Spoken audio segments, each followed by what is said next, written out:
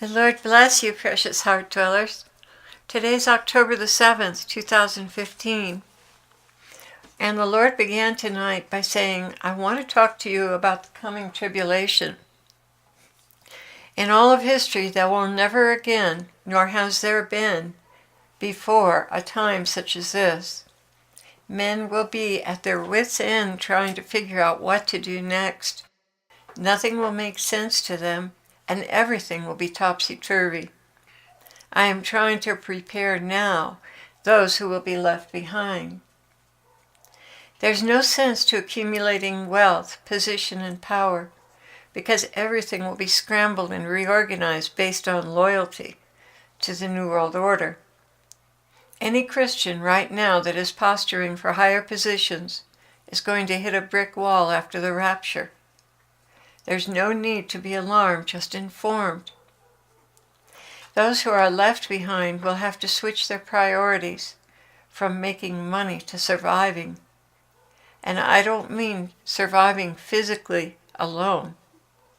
Yes, survival must also be spiritual, understanding and being sensitive to the movement of my spirit. It is by my spirit alone that protection will be rendered to those left behind. Nothing of man's design will bring peace for families. Only my ability to save and protect will be found effective. Witness Ruby Ridge. My dear ones left behind, you cannot count on the guns to protect you. You must turn wholeheartedly to me and ask for my protection. I will protect you supernaturally if I am your only recourse. Those who live by the sword will die by the sword. And here I just want to take a break and remind you of the movie The Mission.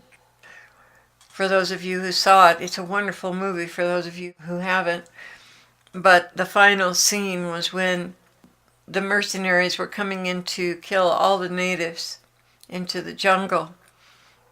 And there were two factions there. There were the group of natives that wanted to fight, led by one of the men, one of the Jesuit men. And the other faction was the one that wanted to pray.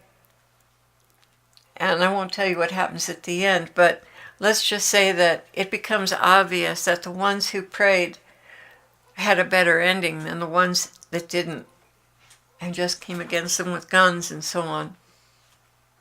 Here the Lord continues, but I have prepared an army of men and women to recover this country from the enemy. They will swing into action and have an active part in taking ground away from the order. Never since the history of man has there been such a time as what is coming, and never since the history of man has my protection been as strong as it will be. But there are certain rules you must live by. Honesty is first and foremost. Vigilance over your own sins and bad example. The devils are clever, and they know how to provoke a soul to cause a breach in their covering.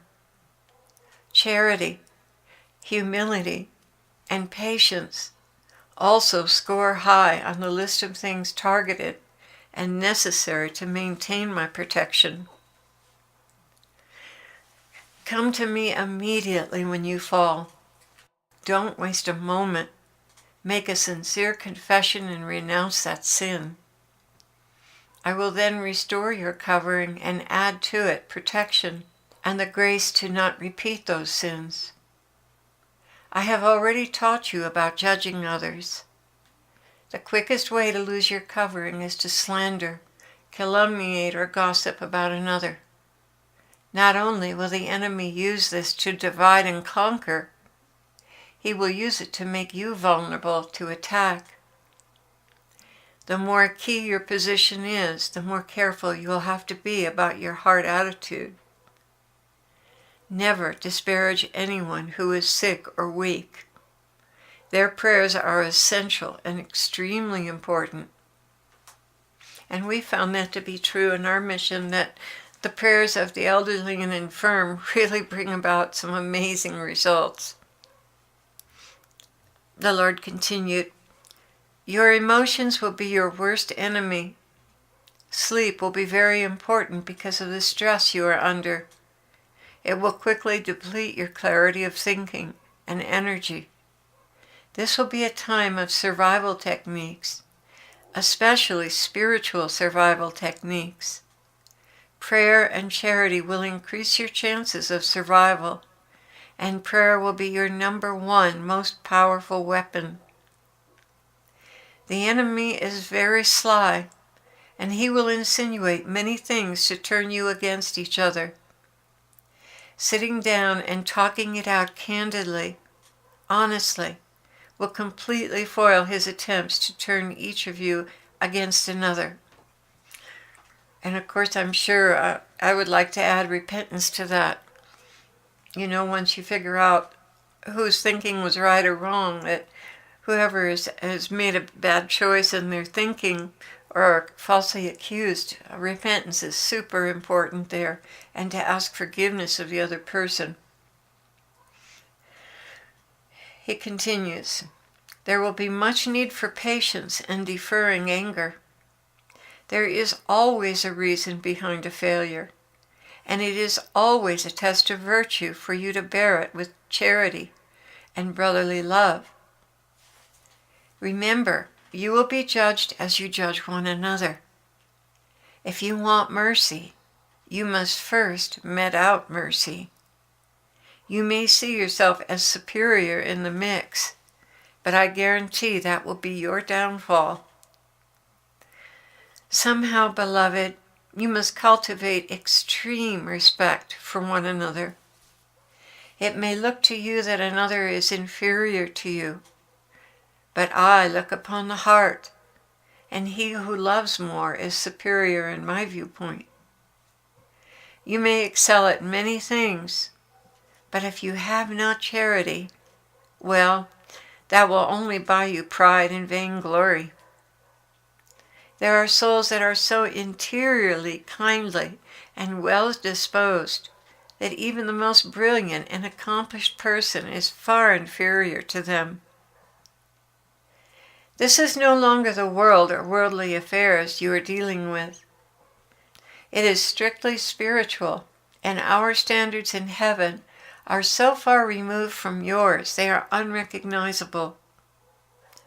Rick Joyner's books bring to the forefront the importance of charity and true spiritual vision. And remember, none of you have absolutely perfect spiritual or scriptural understanding. Each person has a gift to add to the mix. Your task will be to find out and cultivate that gift and incorporate it. This will be a real trial of teamwork and deferential yielding to one another.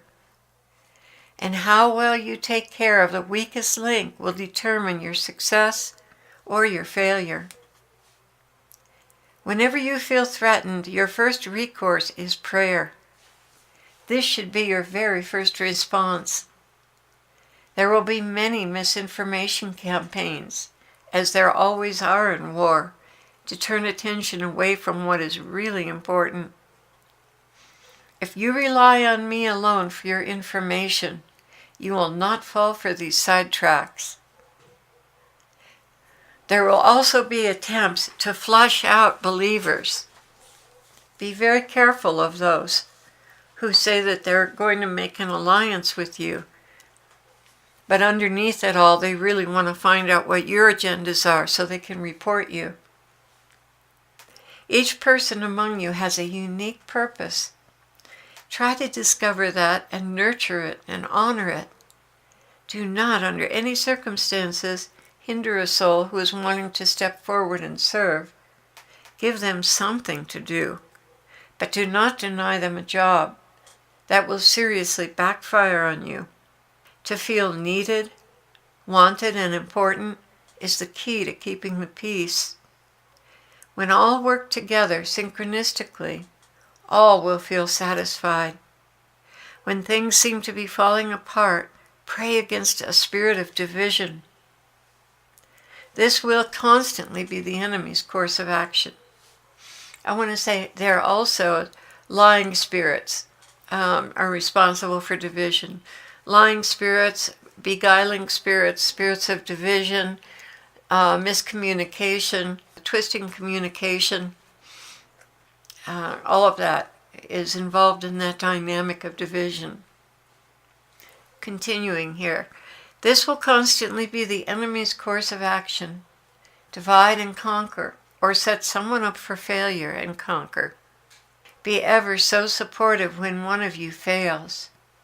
Come to their rescue with warmth, security, and forgiveness. Reacting in anger will only empower the demons to cause dissent and dissatisfaction, which will gnaw away at the hearts of some until there's a strong current of mutiny and division. Never assume that something is good or a good opportunity. Always pray first and find out from me if it is something you should do. Remember the story of the Trojan horse. Everyone thought it was amazing booty from their enemy.